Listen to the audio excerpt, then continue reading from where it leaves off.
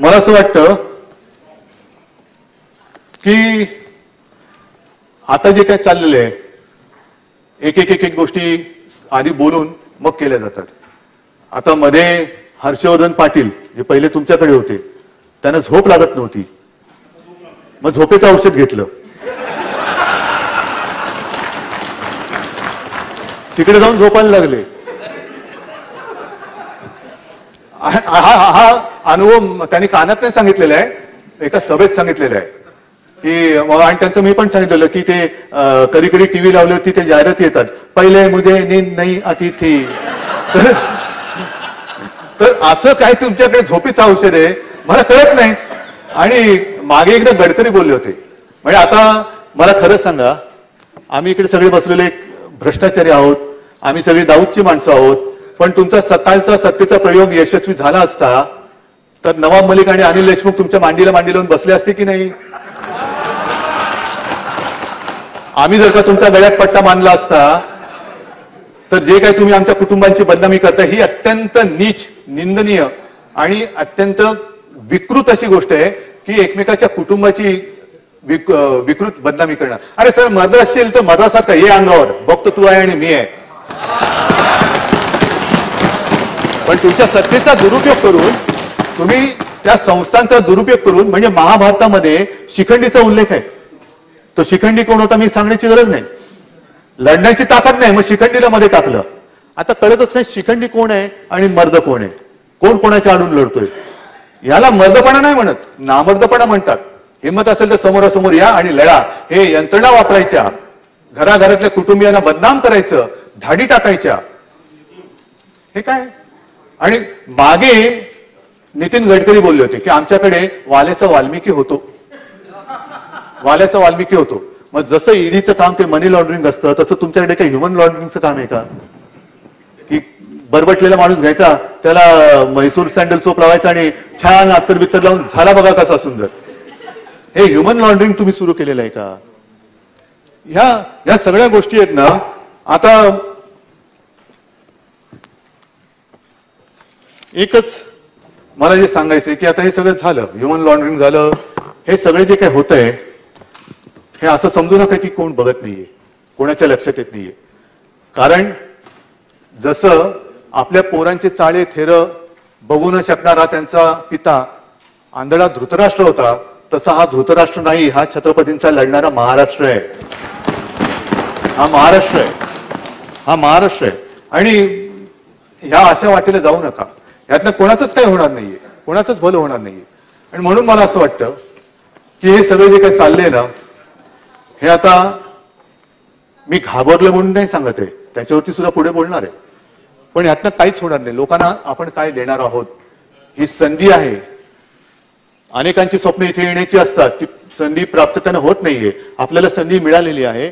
संधीचं सोनं करायचं का माती करायचं हे ठरवा. काय असतील ना मतभेद सांगा, काही सूचना असतील सांगा, काही नवीन कल्पना असतील सांगा, कोण आमच्यात गुन्हेगार असेल जरूर सांगा, पण उगाच काहीतरी बदनामी करू नका. आणि म्हणून मी आता जे बोलतोय की तुम्हाला सत्ता पाहिजे ना, म्हणून तुम्ही हे ताण तणाव कुटुंबियांना तणावाखाली ठेवायचं, मग ह्याला अटक करायची, त्याला बेलच मिळू द्यायचं नाही, हे सगळे चाललेत ना. चला मी या सगळ्यांच्या समोर सांगतो, तुम्हाला सत्ता पाहिजे ना, उगाच तुम्ही काही गोष्टी करू नका. पेन ड्राईव्ह गोळा करायला जाऊ नका. पेन ड्राईव्हचा खप उगाच वाटतो, ज्यांना गरज असते त्यांना मिळत नाही, त्यांना मिळत नाही, त्यांना राहू द्या. पेन ड्राईव्हची गरज नाहीये. मी म्हणतो मी तुमच्या सोबत येतो, मी येतो तुमच्यासोबत, सत्तेसाठी नाही येत. तुम्ही जे आता चाळे केलेले आहेत सगळे माझ्या कुटुंबियांची बदनामी करायची, त्यांना उगाच त्यांच्या काहीतरी काय मालमत्तेवरती टाच, आज ह्याच्यावरती टाच त्याच्यावरती टाच, ह्या टाचेला मी काही घाबरत नाही. कारण शाळेमध्ये मला छत्रपतींची कविता होती, खबरदार जर टाच मारुनी उडविन चिंधड्या राई राई एवढ्या. त्याच्यामुळे मी टाचेला नाही घाबरत. पण मी तुमच्या बरोबर येतो, टाका मला तुरुंगात, माझ्यावरती जायचं नाही. या ना मग, कुटुंबाशी कशाला बदनामी करताय? आम्ही कधी तुमच्या कुटुंबियांची बदनामी केली, कधी तुमच्या कुटुंबियांच्या काही भानगडी असतील आहेत असं म्हणत नाही, तर आम्ही काढण्याचा प्रयत्न केलेला आहे. मी येतो तुमच्या बरोबर, तुम्ही टाका तुरुंगात, मग तुमच्या फुरसतीने मग ते सगळे आरोप गोळा करा, ते पण करू नका, कारण त्याची गरज नाही. कारण खुलासे करून उपयोग नाहीये, खुलासे करून कुठे ऐकलं जात नाहीये. काही गोष्टी सादर केल्या तरी त्या नाकारल्या जातात. मग ह्याचं शेपूट त्याला, त्याचं शेपूट त्याला करून पुरावे सगळे गोळा केले जातात आणि कोर्टासमोर नेले जातात. कोर्ट काय करणार, समोर आहे त्याच्याप्रमाणे दे शिक्षा. पण एवढंच जर का तुम्हाला जीव जळत असेल तर मला टाका तुरुंगामध्ये, मी तयार आहे. पण एक गोष्ट लक्षात घ्या, थोडंसं मग मी भावनिक बोलतो आणि हिंदुत्ववादी बोलतो. तुरुंग कोणता, आर्थर रोड, तिहार वगैरे नाही. जसं बाबरी मशिदीच्या खाली राम मंदिर होती, राम जन्मभूमी, तसं जर का कृष्ण जन्मभूमीचा शोध तुम्हाला लागला असेल, तो तुरुंग असेल ना, त्या तुरुंगात मला टाका. मी कृष्णाचा अवतार नाहीये, मी कदाचित देवकीच्या पहिल्या 7 मुलांपैकी असेन, पण त्या तुरुंगात मी कृष्ण जन्माची वाट बघेन. पण मी जसं सांगतो की मी कृष्ण नाहीये, तसं तुम्ही सांगता आलं पाहिजे की तुम्ही कंस नाही आहात, नाही तर कंसामध्ये जाऊ नका. आणि ही माझी तयारी. काय तुम्हाला माझ्या कुटुंबियांनी पाप केली असतील, बाळासाहेबांनी काय उत्तर देणार? मग मी विचारतोय, बाळासाहेबांनी ज्यांना तुमच्या नेत्यानं वाचवलं ते तरी गेल्यानंतर बाळासाहेबांनी काय उत्तर देणार? ज्या वेळेला त्यांना सोबत कोणी राहू शकत नव्हतं, देशामध्ये सगळेजण सांगत होते की हे नको हे नको, तेव्हा बाळासाहेब एकटे त्यांच्या मागे राहिले होते की हे होता कामा नये, हे तिकडेच राहिले पाहिजे. काय उत्तर देणार? की 2014 मध्ये सुद्धा युती तोडली, तुम्ही तोडली, तेव्हा मी हिंदू होतो. आज जर का तुम्हाला असं वाटतं की मी हिंदुत्वापासून फारकत घेतली, तर 2014 साली सुद्धा मी हिंदूच होतो, आजही आहे. आणि मी लपवलेलं नाही, माझ्या सगळ्या सहकार्यांना माहितीये, सगळ्या सहकार्यांना माहितीये. पण तुरुंगात टाकणार असाल तर सगळी जबाबदारी मी घेतो. माझ्या शिवसैनिकांची सुद्धा जबाबदारी मी घ्यायला तयार आहे. सगळ्यांच्या वतीने मी पाप घेतो, मला टाका तुरुंगात. पण जे शिवसैनिक बाकी सगळ्यांनी जेव्हा शेपट्या घातल्या होत्या, तेव्हा 92-93 साली ज्यांनी जीवावरती उदार होऊन जी मुंबई वाचवली, त्या शिवसैनिकांना सोडू नका. आणि आम्ही ऐकतोय म्हणून मला ते कळतच नाही की ह्या यंत्रणेचे दलाल आहेत की प्रवक्ते आहेत. हा तुरुंगात जाणार, अनिल देशमुख तुरुंगात जाणार, गेले तुरुंगात. नवाब मलिक तुरुंगात जाणार तुरुंगात. आता अनिल परब तुरुंगात जाणार तुरुंगात. उद्या किशोरी पेडणेकरने टाकणार. हे काय? कुठे कायदा सुव्यवस्था आणि लोकशाहीचा खून, ह्याच्या पलीकडे काय आणखीन असू शकतो? अघोषित निदान इंदिरा गांधींनी तरी आणीबाणी घोषित केली होती. ही अघोषित आणीबाणी, एवढा डरपोकपणा त्यांच्यामध्ये नव्हता. डरपोकपणाने आणीबाणी नाही राबवली, घोषणा केली आणीबाणीची. चांगली वाईट हा ज्याचा तो वेगळा भाग आहे, पण एक धारिष्ट लागतं, ते धारिष्ट त्यांच्यामध्ये होतं.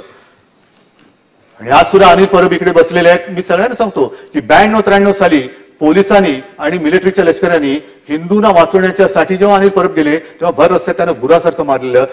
तो त्याचं तुम्ही काय बांधकाम पाडताय, आणखीन काय पाडताय, जे पाडायचं ते पाडा. पण मग बांधकाम अनधिकृत पाडायची तर ती सगळ्यांची पाडा, कोणालाही पदराखाली घ्यायचं नाही, अजिबात नाही. पण अशी शिवसैनिक, किशोरी पेडणेकर सुद्धा आमच्या चळवळीतल्या शिवसैनिक आहेत. ज्या वेळेला एका व्यक्तीला बाळासाहेबांनी काढून टाकला होता 2005ला, काढून टाकला, गेट आउट, नाही पाहिजे तू, असं अशी घाण नाही पाहिजे, तेव्हा त्यांच्यासोबत काही जण गेले होते. तेव्हा त्या निदर्शनाच्या वेळेला या किशोरीताईच्या डोक्यात वर्णवीट मारली होती. मोठं डोकं म्हणजे जवळ खूप पडली होती, वाचल्या त्या. पण हे असे गुन्हेगार, महापालिकेमध्ये घोटाळा, मुंबई महापालिकेमध्ये घोटाळा, मग पिंपरी चिंचवडमध्ये सुद्धा त्या स्टँडिंग कमिटीच्या अध्यक्षाला घोटाळ्यामध्ये पकडलंच आहे ना. या सगळ्या गोष्टीचा म्हणजे म्हणून मी म्हटलं ना की वेगळेपण काय आहे हे पहिलं लक्षात घ्यायला पाहिजे.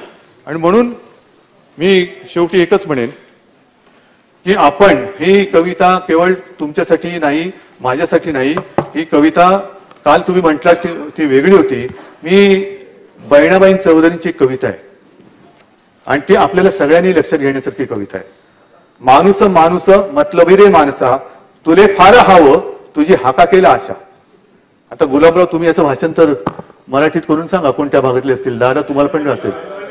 आणि हे बाकीची मी हे वाचत नाही, कारण खूप त्यांनी वर्मी लागेल असं लिहिलेलं आहे.